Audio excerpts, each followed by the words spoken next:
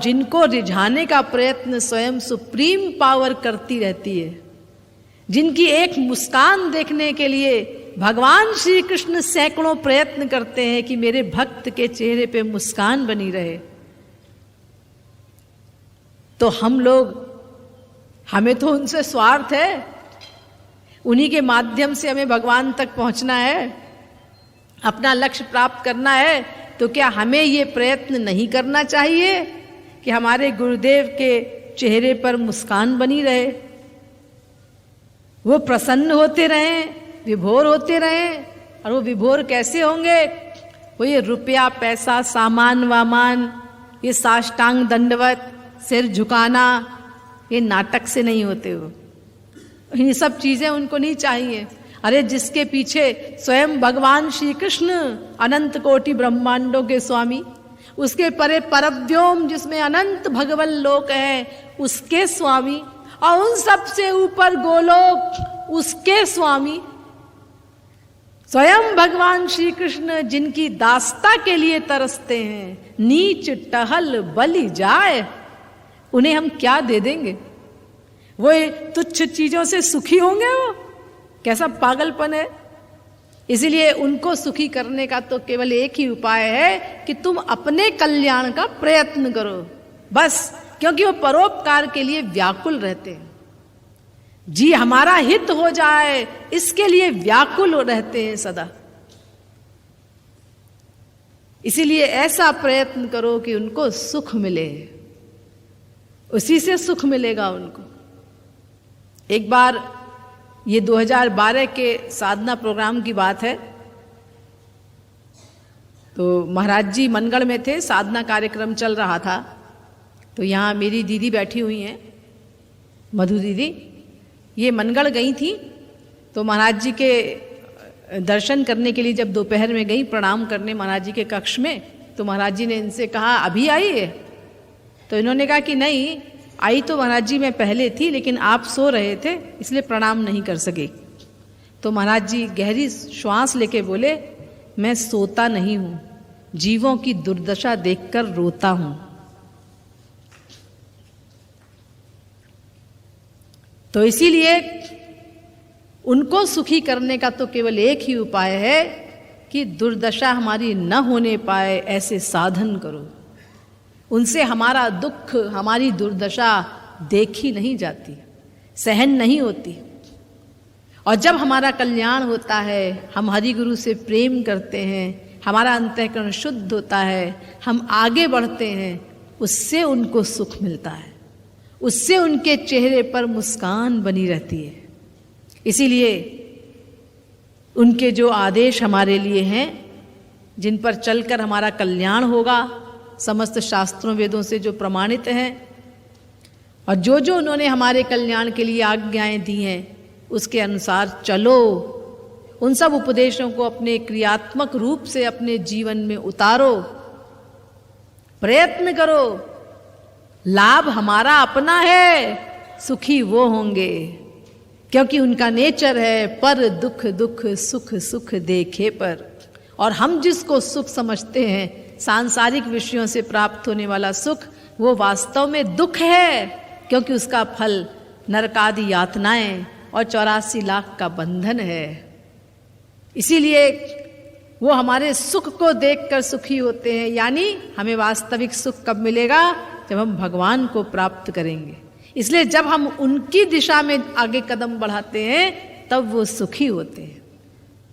और उनकी दिशा में आगे बढ़ने के लिए वो विरह पैदा करो अपने अंदर, दर्द पैदा करो, हरि गुरु के दिव्य दर्शनादि की व्याकुलता पैदा करो, तड़पन पैदा करो, क्योंकि उससे अंतःकरण तेजी से शुद्ध होगा और तेजी से हम भगवत प्राप्ति की ओर बढ़ेंगे। इसीलिए महाराज जी एक शेर बोला करते थे, दर्द दिल इतना पसंद आया उसे, यानी जब हम विरह में तड़पते हैं हरि गुरु के, तन्मय हो जाते हैं उनमें, तो दर्द दिल इतना पसंद आया उसे, मैंने जब की आह उसने वाह की, उनको उससे सुख मिला। तो तो इसका मतलब ये नहीं कि हम तो जी तड़प रहे हैं और वो सुखी हो रहे हैं, नहीं, वो इसीलिए सुखी हो रहे हैं कि अब इसका अंतःकरण तेजी से शुद्ध हो जाएगा, तो ये जल्दी से ये लक्ष्य तक पहुंच जाएगा, मैं इसको जल्दी से वो दिव्य प्रेम दिव्य शक्ति दे दूंगा और सदा सदा के लिए माला माल हो जाएगा, मेरा अपना बन जाएगा, फिर मैं इसको चिपटाऊंगा, हृदय से लगाऊंगा, प्यार करूंगा, इसीलिए सुख मिलता है उनको। मत्स्य पुराण में लिखा हुआ है कि जब महाप्रलय हुई तो सप्तर्षि उनको भगवान ने रखा था अगली सृष्टि के लिए, तो भगवान प्रलय समुद्र में मछली का रूप धारण करके, बहुत विशाल मछली, और उनकी सींगों से, भगवान की जो मछली के सींग थे उनसे एक नाव बांध दी गई और उसमें वो सप्तर्षि बैठे थे, जो जो भगवान ने बताया था ऐसे ऐसे करना जब महाप्रलय होगी। तो भगवान उनको ले लेकर नाव को उस प्रलय समुद्र में विचरण करते रहे। उसमें भगवान ने बहुत उपदेश दिए, सप्तर्षियों ने बहुत प्रश्न किए, भगवान ने उनके उत्तर दिए, बहुत उपदेश किए। उन उपदेशों के बीच में ही भगवान एकाएक जीवों का प्रसंग आने पर व्याकुल हो गए। इतने व्याकुल हो गए भगवान कि झरझर झरझर भगवान के नेत्रों से आंसू बहने लगे और भगवान रोने लगे फूट फूट कर और कहने लगे, हे मेरे बच्चों, हे जीवों, तुम लोगों का वियोग मुझसे नहीं सहा जाता, जल्दी मेरी शरण में आओ, मुझे अपना मान लो, मेरे कानून का पालन कर लो तो तुम्हारा अंतःकरण शुद्ध हो जाए, तुम मेरे बन जाओ तो मैं तुमको प्यार करूं जी भर के, तुमको हृदय से लगाऊं, तुमको प्यार करूं। भगवान जीवों की याद करके रोने लगे, यानी वो इतने व्याकुल रहते हैं हम अधम जीवों से मिलने के लिए, और मिले हुए सदा हैं, लेकिन हमें उनका अनुभव नहीं होता क्योंकि दिव्य आंखें नहीं है हमारे पास, दिव्य आंखें नहीं, दिव्य कान यानी दिव्य इंद्रियां मन बुद्धि नहीं है हमारे पास। इसीलिए साक्षात भगवान, सर्वव्यापक भगवान का हमें कोई लाभ नहीं मिलता। इसीलिए हमको अंतःकरण शुद्ध करना है, ताकि उस अंतःकरण शुद्धि के बाद वो हमें दिव्य शक्ति दे सकें, क्योंकि अगर अंतःकरण शुद्धि नहीं करेंगे तो दिव्य शक्ति को अंतःकरण सहन ही नहीं कर पाएगा। वो प्रेम देंगे, दिव्य प्रेम, हमारा अंतःकरण उसको सहन ही नहीं कर पाएगा। अगर एक कण भी महापुरुष डाल दे हमारे अंतःकरण में तो हमारी हड्डियों का चूरा हो करके वो इस प्रकार उड़ जाएगा जैसे परमाणु उड़ते हुए देखे होंगे आपने। इस प्रकार इतना टेम्परेचर, इतना आनंद, इतनी शक्ति होती है उस दिव्य प्रेम में। तो कैसे दे दे महापुरुष। एक बार एक राजा एक संत के पास गया और उनसे कहा कि मुझे दिव्य प्रेम दे दीजिए, आप तो प्रेम के समुद्र हैं, मुझे भी दे दीजिए थोड़ा प्रेम। तो उन्होंने कहा कि ऐसे नहीं दिया जाता प्रेम, तुम अंतःकरण शुद्ध करके आओ। वो पीछे पड़ गया, राजा था वो। तो उन संत ने क्या किया कि अपने आंसुओं में प्रेमानंद भर के और सामने कुछ पेड़ आदि थे उस पे छिड़क दिया, पौधे थे एक दो, उनमें छिड़क दिए वो आंसू, तो सारा बाग जल गया, वो पूरा बाग भस्म हो गया उस प्रेमानंद के जरा से स्पर्श से।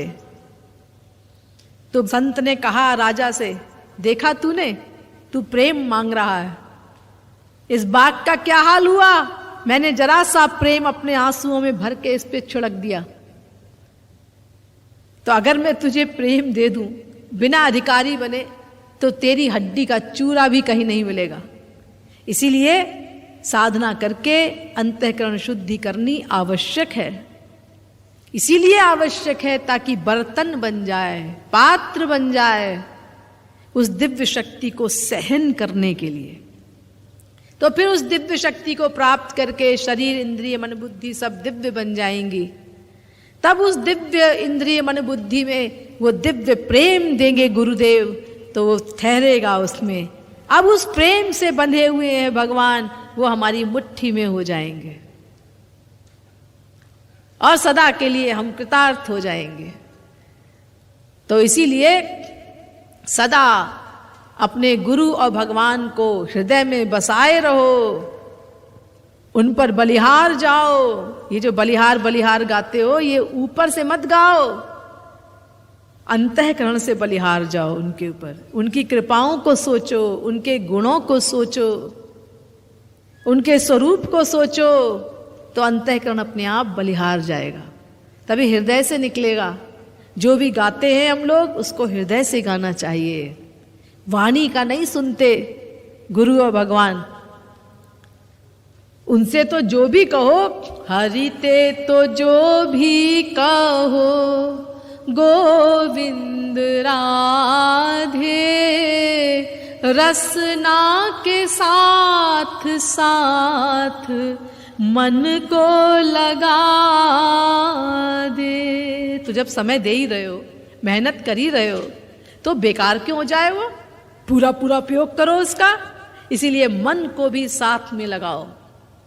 तो गुरु और भगवान का रूप ध्यान करो, उनको किस चीज से सुख मिलेगा ये सोचो, किस चीज से उनको दुख मिलता है ये सोचो।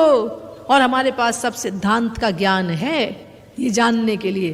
तो जिससे उनको दुख मिले ऐसा आचरण न करो, ऐसी चीजें न पढ़ो, न देखो, न सुनो, न सोचो। और उनको जिससे सुख मिले वही देखो, सुनो, सोचो, पढ़ो। बस ये मूल मंत्र है आगे बढ़ने का।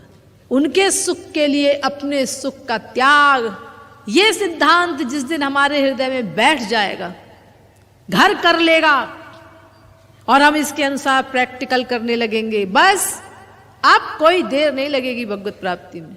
अब तो हमारी गाड़ी ऐसे भागेगी भगवान की ओर जैसे कोई साइकिल ढलान के ऊपर चलती है, भागती जाती है वो, पैडल नहीं चलाना पड़ता उसके ऊपर। इतनी तेज स्पीड में हम आगे बढ़ेंगे। बस एक यही चीज सीखनी है, गुरु को सुखी करना। गुरु इष्ट देव दोनों एक हैं। भगवान के रूप ध्यान में कठिनता होती है, और फिर जब गुरु और इष्ट देव भगवान दोनों एक ही हैं, तो गुरु को प्रसन्न कर लिया तो भगवान अपने आप प्रसन्न हो गए। फिर अभी मैं इतनी देर से यही तो बता रही हूं कि अपनी भक्ति से वो प्रसन्न नहीं होते, अपने भक्त की भक्ति से प्रसन्न होते हैं। ये में भक्ता ही हे पार्थ, न में भक्तास्तु ते मताः, मद भक्तस्य ये भक्तास्ते में भक्त तमा मताः। वेदव्यास। जो मेरे भक्त हैं, केवल मेरी भक्ति करते हैं, श्री कृष्ण कहते हैं वो मेरे असली भक्त नहीं है।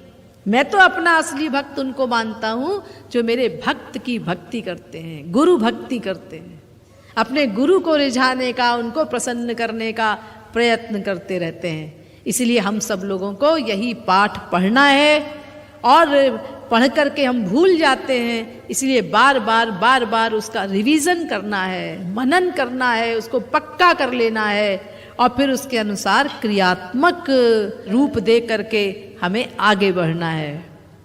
तो एक दिन फिर हमारा काम बन जाएगा। यानी वो सद्गुरु सरकार का जो इतना महत्व बताया गया है, उस महत्व के अनुसार जो जो उनका कार्य है वो सब हमारे ऊपर घटित होगा, और हम उनकी कृपा के माध्यम से एक दिन अपने परम चरम लक्ष्य को प्राप्त करके कृतार्थ हो जाएंगे। श्रीमद् सद्गुरु सरकार की